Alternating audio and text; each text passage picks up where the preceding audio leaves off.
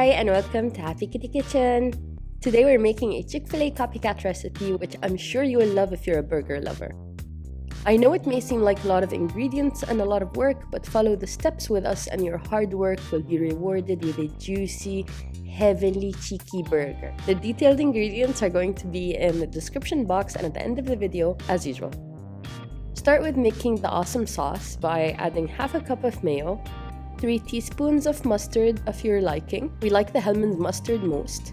2 teaspoons of barbecue sauce, 2 tablespoons of honey, half a teaspoon of garlic powder, half a teaspoon of smoked paprika powder, half a teaspoon of lemon juice, and then mix very well.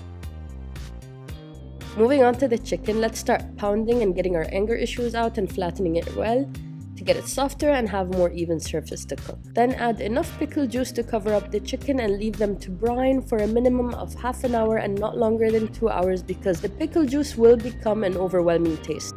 For the dry chicken coating, start with a cup of all-purpose flour, 2 tablespoons of powdered sugar, 1 teaspoon of smoked paprika powder, freshly cracked black peppercorn to your taste, but we recommend a teaspoon, 1 teaspoon of cayenne chili pepper powder, 1 teaspoon baking powder, 1 teaspoon salt. For the wet coating, crack an egg and add a tablespoon or 2 tablespoons of milk and give it a whisk until it's mixed well.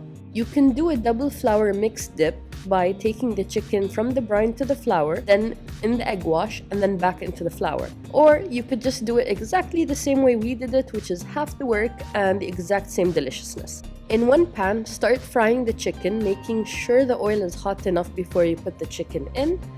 And on a separate pan, put in some butter and start toasting the inside of the burger buns. This is such a simple little step, but adds in a great texture to your burger overall.